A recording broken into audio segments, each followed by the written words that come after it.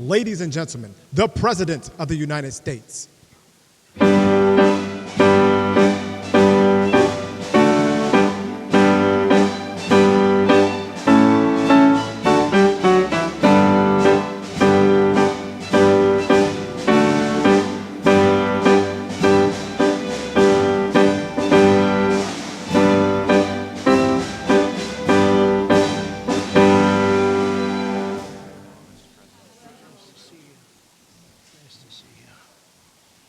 Well, thank you very much. Please.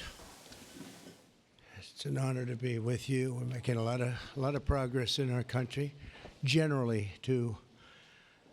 But this is a very special time because we've worked very hard to put ourselves in this position. Today we strike a righteous blow to the drug dealers, narcotic traffickers, and criminal cartels that we've all been hearing so much about for so many years.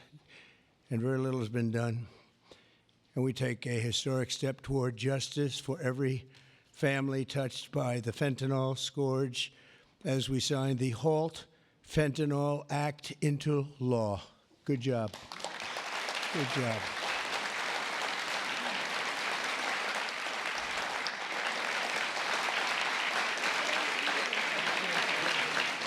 Good job. Good job. Thank you very much. With this bill, we are officially and permanently classifying all fentanyl-related substances as Schedule I narcotics, which is actually a very big deal. It doesn't sound like much. It's a big deal, as they will tell you, meaning anyone caught trafficking these illicit poisons will be punished with a mandatory 10-year minimum sentence in prison. We'll be getting the drug dealers, pushers, and peddlers off our street, and we will not rest until we have ended the drug overdose epidemic. And it's been getting a little bit better, but it's horrible. It's horrible. We're going to end it once and for all. And we're pleased to be joined on this occasion by my future DEA administrator. He's going to be a very important position, Terry Cole. Where is Terry Cole? Hello, Terry Cole. I hope you're as good as they say, Terry. I hope you're as good as Glenn Youngkin says, because it was his recommendation that got you this job. You better do a good job, or I'm blaming Glenn. Glenn, I'm going to blame you if he's no good. And who the hell knows, but I have a feeling he's going to be great. Is he that good? All right, good. You better be good. But it was really, Glenn has had tremendous experience with Terry, and he said he's fantastic. He did the job like nobody that you've seen, and we take your word for it. Thank you very much, Glenn. Also with us is Secretary Kristi Noem, who's doing a fantastic job. Where's Kristi? Where are you? Kristi. Hi, Kristi. She is doing a great job with Tom Homan, who's fantastic. He's also central casting. He does serve the central casting role, too, doesn't he? And he's a great guy. Special Envoy Steve Witkoff. Steve, thank you very much. Thank you. Good job. And we have some good news on Gaza and good news on a couple of things that we're working on at a very high level. But you've done a fantastic job. Thank you very much. My nominee to lead the Office of National Drug Control Policy, Sarah Carter. Sarah, great reporter, too. She was a very tough and good reporter, and you've done a fantastic job. So now you'll be able to put all that experience to work. No more criticizing or anything else. You got to do it yourself, and you're going to do a great job, you know, as reporters do on occasion. Thank you very much. Thanks, Sarah. Good luck. Governors Glenn Youngkin, Jeff Landry, and Kelly Armstrong, where are you? Stand up. Great. Hi, fellas. Hi. How are you? And great friends of ours, Senators Chuck Grassley. Chuck, fantastic. You look fantastic. Looks like he's 44 years old. You look great, Chuck. We're proud of you. Jim Banks. Jim. Thank you, Jim. Good job. Good job. Ron Johnson. Ron, good. We've got that bill passed, Ron. We got it passed. Thank you for all your help, too. Ashley Moody. Ashley, thank you very much. Jim Risch. Thank you, Jim. And you're doing a great job on the committees, and you're getting them through, the people that we need, right? I appreciate it, Jim, very much. I urge him, like, Jim, you got to get going. No, Jim's been fantastic. Bill Cassidy, thank you, Bill, very much. Thank you very much. And Roger Marshall. Roger, thank you. And by the way, I have to say, John Thune called. He said, can you get my senators back? We're taking a vote, so we're going to go as quickly as you can. And if you feel like the urge, just get out. And we got to get all these bills signed, a lot of them related to what we're doing. So don't have the urge to stay. I won't be insulted if you walk out. But he just called. He said, could you get him back as soon as possible? Representatives Morgan Griffin, Brett Guthrie, Andy Biggs, Andy Barr, Buddy Carter, Addison McDowell, Troy Balderson. Hi, Troy. Randy Feenstra. Thank you, Randy. Scott Franklin, Tony Gonzalez, John Joyce, Dan Muser, Mike Carey, Scott Fitzgerald, Diana Harshbarger, Bob Latta. That's a good group of people. Hal Rogers, Mike Rowley, and Nick Langworthy. Thank you. We've got a lot of great people. That's a lot of political talent we have. A lot of political talent. Thank you very much. Thanks as well to State Attorneys General Brenna Bird. Thank you, Brenna, wherever you may be, because, you know, Brenna, she was the first one in that state to endorse Trump. Thank you very much. I don't forget those things, even though this is non-political today, okay? Alan Wilson, Chris Carr, and Marty Jackley. Thank you all very much. Thank you. So 6 months ago, we came into office and inherited the worst drug crisis in American history by far. They did nothing. For 4 long years, Joe Biden surrendered our borders to the most evil and vicious traffickers, networks, and everything else on the planet Earth, allowing foreign drug cartels to carve out a massive footprint on American soil. We were doing nothing. This open borders nightmare flooded our country with fentanyl and with people that shouldn't be here, some of the worst people on earth. And illicit drugs decimated American communities and left us with the largest law enforcement challenge in our country's history, and hopefully will always be the largest. I can't imagine anything being worse. They allowed millions and millions of criminals into our country, 11,888 murders, 50% of whom murdered more than one person. On day one of the Trump administration, we declared an all-out war on the dealers, smugglers, traffickers, and cartels.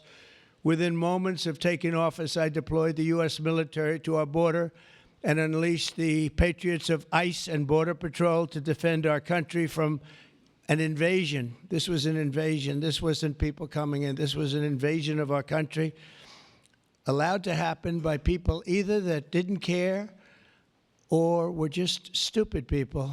Stupid people. I also designated the Mexican drug cartels as foreign terrorist organizations.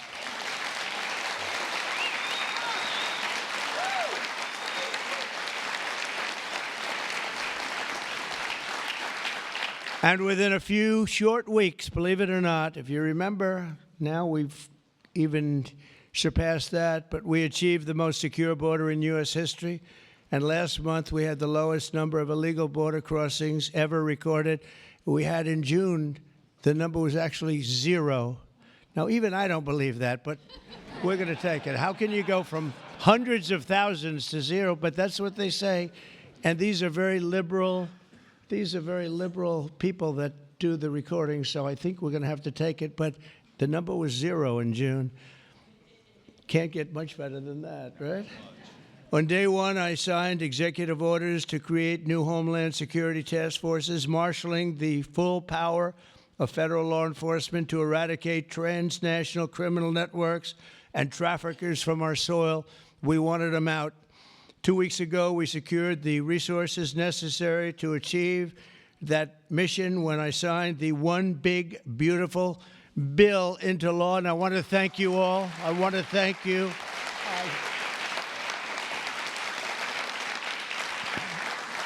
I want to thank you all. You did a great job. And you could go point after point how good it is. You know, they have just a hit against that. It's one of the biggest tax cuts in history. Really the biggest everything in history. We have things in terms of security, in terms of securing our country, taking care of our police officers, law enforcement, our ICE and Border Patrol patriots. I call them patriots because that's what they are. These are strong people, tough people that love our country. If they weren't tough, they wouldn't survive. But we do more for the country in that bill, I think, than just about any bill that's been passed. And we're going to have to start speaking about it because the Democrats use it. They say it represents death. How effective is that, right? That's pretty good. It represents that. That's all they have. They only have lies. It's the only thing they have. They don't have policy. They can't get people elected. They don't have good candidates. They don't have anything, but they do have two things. They stick together. They stick together like glue. And they always come up with a good little tagline. This tagline is death. And the death is them. We're the ones that are giving life. We're giving life with that bill. And there's so many good things, whether it's no tax on tips. Think of that. No tax on Social Security. No tax on overtime. If you buy a car, you want to buy a car, you get a deduction of interest on your mortgage. So think of that. Things that were never even a possibility. And then so much else in terms of health, in terms of providing care. It's really just a fantastic bill, and it's about time that we're going to start, and we'll start talking about it. But once we do, I think we're going to have the greatest midterm that you've ever seen, because this thing really is amazing. And I want to thank all of the senators in particular for getting it done, It also makes the largest investment in the U.S. Coast Guard since World War II, ensuring that we have assets and all of the assets needed to vanquish the cartels from the waterways of North America. We're building a lot of Coast Guard ships that go very speedily along the water, and they're very lethal. They're very powerful, and that's what we need, because a lot of it comes in as we block up the border. They start using the water. That's a good run. I could use that. They block up the border. We start using the water. And that's what happens. They start using the water. Who would think? They even actually developed small submarines. You saw that, right? Small submarines to get the drugs in. And it's incredible. But we've stopped them. I've also directed the Department of Justice to seek maximum sentences for fentanyl traffickers. We're going to absolutely do the maximum. Since my inauguration, the DOJ has seized over 4,500 pounds of fentanyl, which is a record, including with the enormous Sinaloa cartel bust in May, one of the toughest cartels out there, the largest fentanyl bust ever in United States history. And now with the signing of the HALT Fentanyl Act, in just a few moments, we are delivering another defeat for the savage drug smugglers and criminals and the cartels who have a tremendous amount to say about Mexico. If you want to be nice about it, I'm trying to be nice about it. They have very strong controls over Mexico, and we have to do something about that. Can't let that happen. The Mexican authorities are petrified. They're petrified to show up at their office. They're petrified to go to work because the cartels have a tremendous grip on Mexico and the politicians and the people that get elected. For years, the monsters who manufacture illicit fentanyl have sought to skirt legal restrictions by making minor variations of the chemical compound, and in the process, they've developed even more toxic versions of the drug. One common variant, known as carfentanil, it's becoming more and more common. It's 100 times more potent than the original version of fentanyl. Can you imagine? Look at what you have to suffer with the original. I mean, this is 100 times more potent. And it's happening stronger, more and more dangerous. And as you know, and I have a very good relationship with President Xi of China, but I imposed a 20% tariff on China because of the fentanyl, and I call it a penalty. It's a penalty because China delivers much of the fentanyl. Some people would say all of it. They deliver it into Mexico and even into our own country. We have a 20%, so they pay billions of dollars in damages for what they've done. And I think we're going to work it out so that China is going to end up going from that to giving the death penalty to the people that create this fentanyl and send it into our country, whether it's through other countries or directly. I believe that we would have had that deal a long time ago. I shook hands with them, and then we had a rigged election, and we had somebody else come in, and they didn't know anything about a deal for the death penalty. The death penalty is going to be imposed on people from China that make fentanyl and send it into our country. I believe that's going to happen soon. But as of today, all fentanyl-related substances will be banned forever, and those who traffic in these deadly poisons will be put behind bars for a very long period of time. We're joined today by just a few of the millions of families ravaged by this scourge, including Greg Swan from Michigan, who carries with him the heartbreaking loss of his beautiful son, Drew. Drew became addicted to opioids after being prescribed painkillers following a sports injury, got injured, and this is happening so much, got injured in sports and ends up, you leave the hospital a week later and you're addicted. But he fought through it and got himself clean. Then one day, Drew took a pill laced with fentanyl. He took it just casually, thought it would be okay. Took a chance and he thought it'd be okay, and it didn't work out. And he tragically lost his life. And Greg, I'd like you to come forward, and if you could just say a few words about your wonderful, wonderful son, please. Thank you, Mr. President. Honor of my life. Thank you very much. Thank you. Thank you so much, Mr. President. I will be brief. It's the honor of my life to be here, and Drew was the happiest day of my life was when he was born, and he always called me his hero to the day he died. And his passing ruined, I thought, my life, and every parent back here that I meet and in the audience, some of my friends, their life is gutted when they lose a kid. There's despair and there's hopelessness. But we've been able to find some repose in going out and advocating, and we want to hit every school in America. There's 26,727 of them. We want to go into every one. The kids are silent when they hear we lost somebody to this, and we tell our story, and they leave unequivocally ready to run away from fentanyl. I would just like to say thank you, Mr. President, for stopping the border crossings. Full stop, mic drop.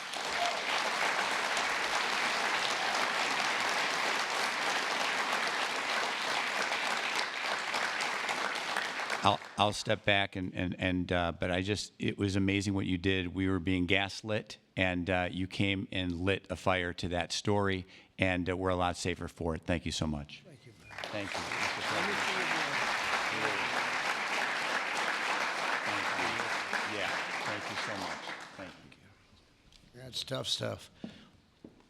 We're also grateful to be joined by California native Ann Fundner, who lost her beautiful eldest son, Weston, to fentanyl when he was just 15 years old, exactly 1 year ago today.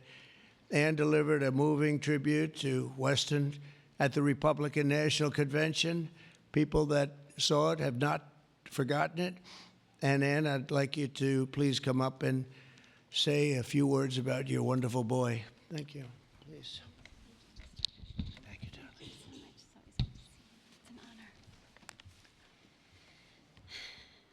Good afternoon, Mr. President and distinguished guests. My name is Ann Fundner. Oh, hold that. Come here. I'm going to hold that. Thank you. Okay. And I'm an angel parent. 1 year ago today, on July 16th, I stood in front of America and told the story of my son, Weston, at the RNC. And about how he was a beautiful, loving, had a wonderful life. We did everything right. But one pill, one mistake, given by a friend, under peer pressure, took his life. In the last 4 years, fentanyl became the #1 killer of Americans ages 15 to 48. And children under 14 are the fastest growing demographic. President Trump, for 4 years, we felt ignored. But you've changed that, and we appreciate that so much. You've closed the borders, sanctioned cartels, imposed tariffs, closed shipping loopholes. Most people don't know about that. That was a big one. Dealt with countries where it's coming from. You mobilized Treasury, Justice Department, Homeland Security, lawmakers, legislators, and today the signing of the Halt Fentanyl Act, bipartisan and overwhelmingly supported by everybody, making fentanyl a Schedule I drug to strengthen the criminalization and prosecution of people who peddle this. It is a lifeline for families across America and keeping our families safe. And that's all you always want, to keep America safe. And thank you so much. Thank you for keeping America safe and for our children. And this is what we voted for, Mr. President. God bless you. God bless our angel families who are all here with us today, and all of you sitting up here with us. And God bless America. Thank you so much.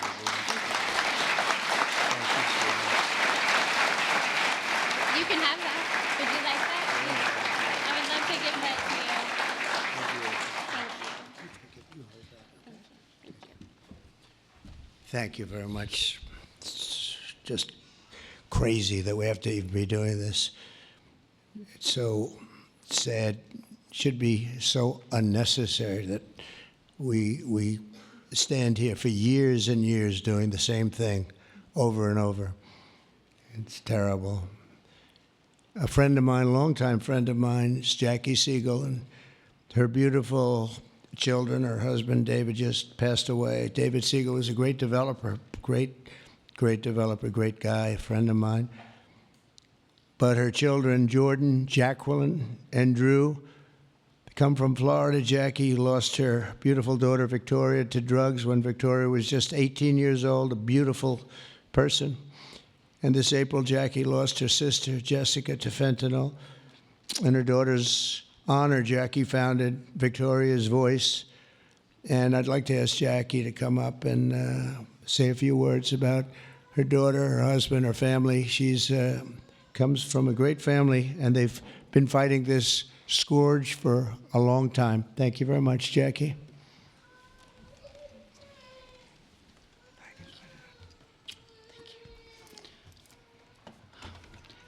Mr. President, it's an honor to be here today on behalf of our family, my late husband, and all of the other affected families for this important signing on this bipartisan issue. 10 years ago, when our daughter, 18 years old, passed, Victoria, she was 18, she passed away of a drug overdose. We formed the Victoria's Voice Foundation, and the Trump administration was very helpful in passing the CARA Act, which saved many lives back then, bringing out the Narcan. And we're so honored. Well, actually, when my husband passed away, thank you for the phone call and your love and support. Our family loves you, Mr. President. That day, when my sister found out of my husband's passing, she did a line of cocaine that she thought was cocaine, and it was fentanyl. So I lost both of them in the same day. And it's been a very rough time. But it's turned me into more of a fighter to carry on my husband's legacy and the other families' legacies of saving lives. And so I'm turning my pain into passion. And also, on top of this, with the signing of this important the act that you're doing, we are joining with Victoria's Voice is joining with founding fathers, and we're going to start the Angel Army. So we're even growing even more under this Trump administration. Okay. We're going to spend the rest of our lives doing this. Thank you, Mr. President. Thank you, Jackie. Thank you. Very effective.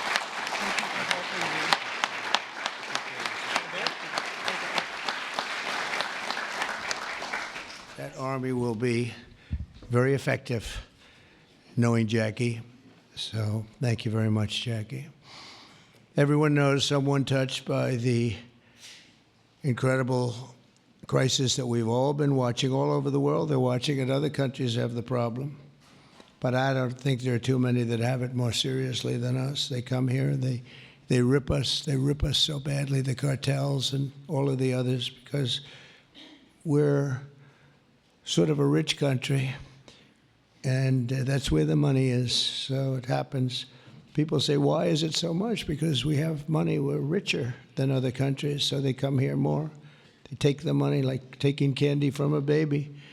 So today, on behalf of all Americans who have lost a loved one to opioids, we renew our vow to liberate America from this horrible plague, and I hope you're going to do a fantastic job. You have no idea how important you are. You have like maybe the most important job just about in government. There's nothing more important than what you're doing, so I wish you a lot of luck, and we'll be there to help you all the way along, okay? Once again, I want to thank Congress for passing this important bill and for all the work you've done over the last 2 weeks, all of you. What a job you've all done. And it was the congressmen and women and the Senate has been unbelievable. And I'd like to ask, if you want, stand right up here while I sign the bill, and then we're going to get you right back so you can keep passing other bills and make America great again, right? Okay, thank you very much. It's great to have you.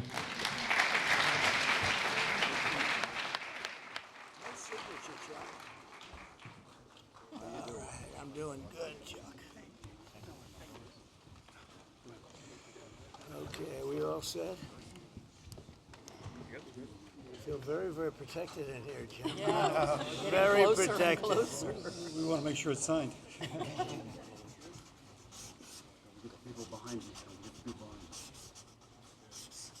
And this is not an auto pen, right? That's for sure. That's great. Thank you very much. Thank you, Mr. President.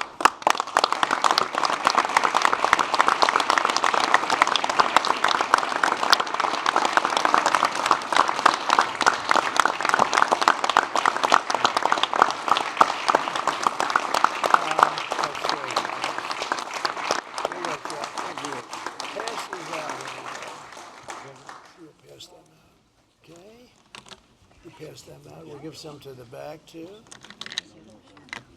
Okay, we'll just pass them around. Thank you. Thank you very much, everybody. This is really an honor. Very important. One of the more important things that we'll ever sign, I suspect. And thank you all for the great job you've done. Thank you. Thank you all for the great job. Thank you very much, everybody.